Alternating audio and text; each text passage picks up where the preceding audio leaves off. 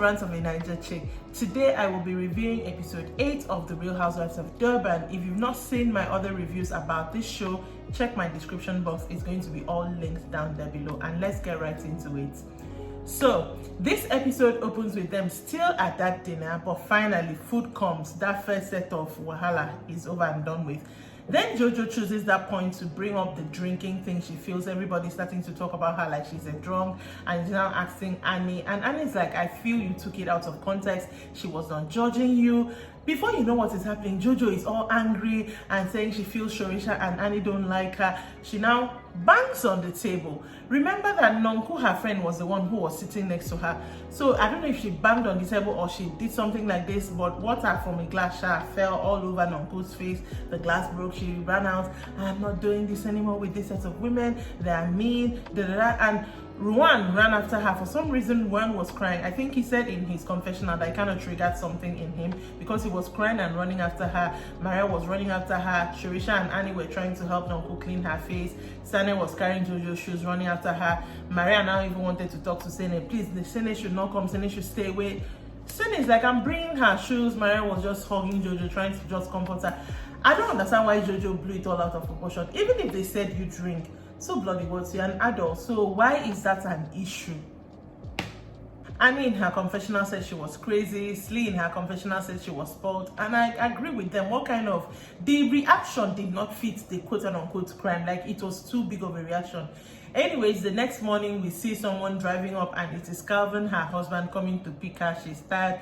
She's the host of this whole trip, and yet she's leaving her guests. Then she said she's tired, she's leaving. Maria came to see her off, and Maria said she feels you should address what made you have such a big reaction to that whole entire scenario. But anyway, Jojo Shah left. Next thing we see Nonku, she's in the spa to kind of like distress from everything, and Shorisha goes to meet her in the spa. Shorisha is trying to condemn her attitude. It's like saying she knew very well that that was her best friend sitting next to her, and she had that kind of reaction. What if it was someone else? But Nonku was defending her, that she knows that honestly it was a mistake, that she didn't mean to, like, you know, throw water on her. And Shorisha is like, okay, what if it was glass? Would that still have been a mistake? That she doesn't like that kind of behavior. But Nonku was, defending Jojo, so there was nothing Shorisha could tell her.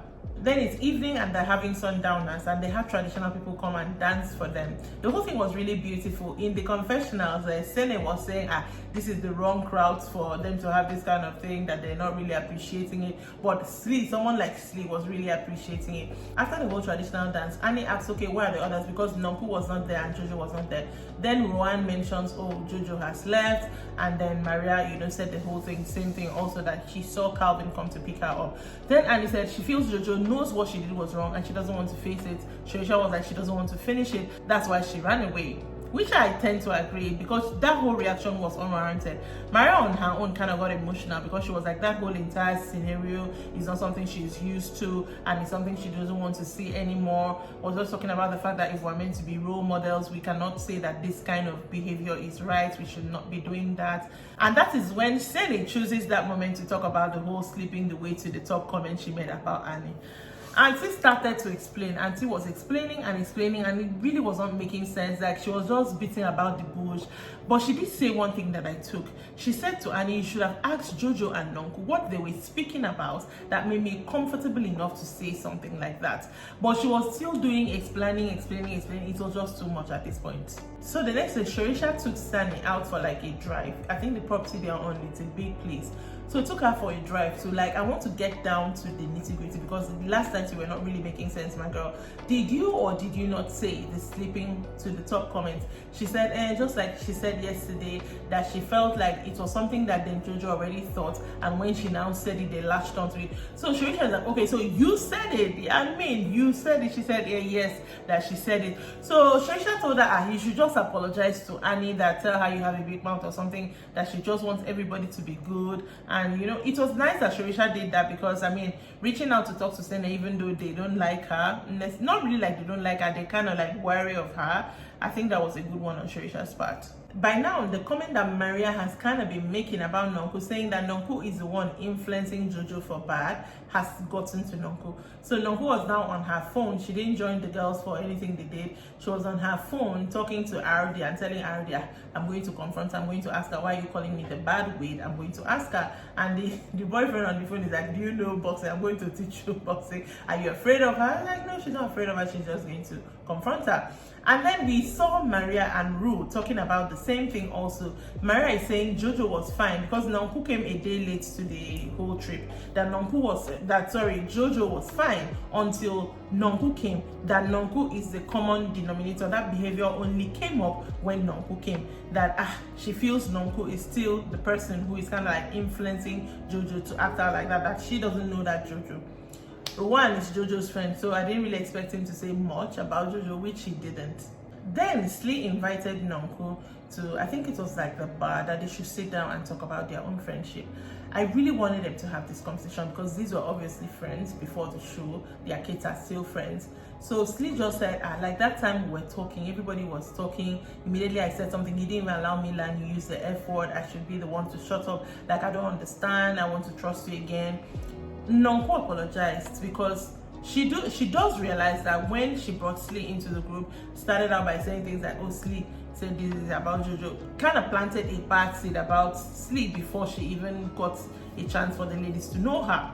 And she apologized for her part that she has played, which I appreciated. I'm hoping that in future they can find a common way back to being friends. I mean, even Nonku herself said it, that when she brought Slee on, she was expecting herself, Slee and Jojo to be a team. And then she mentioned the other ladies, but I know that that's all she meant. I mean, she wanted them to be banding together. And now it's looking as if it's just her and Jojo. And then Slee has banded with Shorisha and Annie. Maria is kind of the one riding in between the two cliques. Then the ladies have a final dinner in Darkensberg, and Nonku comes in looking very, sad and subdued, and she said that was the saddest day of her life.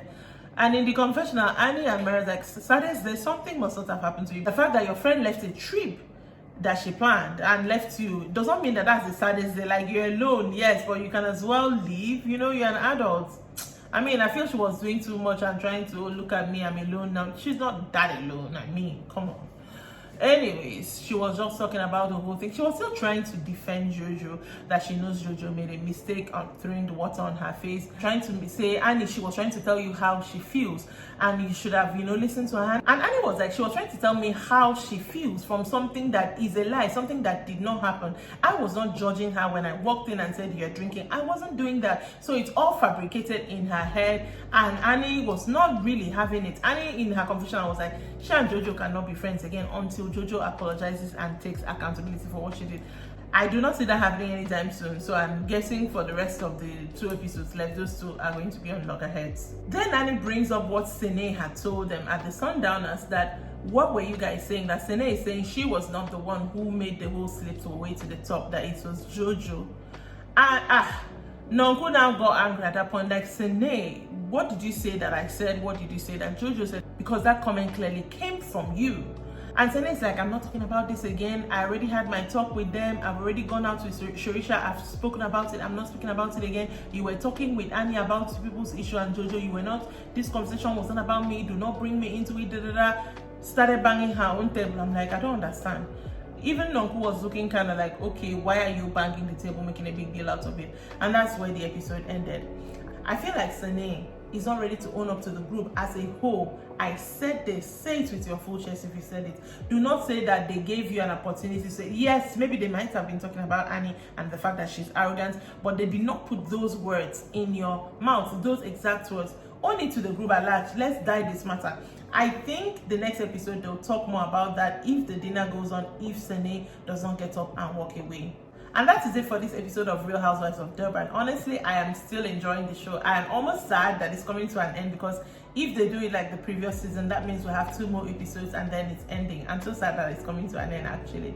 But there'll definitely be other things and other shows to talk about going forward. So make sure that you stay subscribed. If you've not already, make sure you do that. Make sure you share this channel with your friends as well. Make sure you also check me out on Facebook at Rants of a Naija Chic. I'll let you know that sometimes Facebook content is different from this one. So make sure you check me out on Facebook at Rants of a Naija Chic. I am on Instagram with the same name, and I will see you some other time. Bye.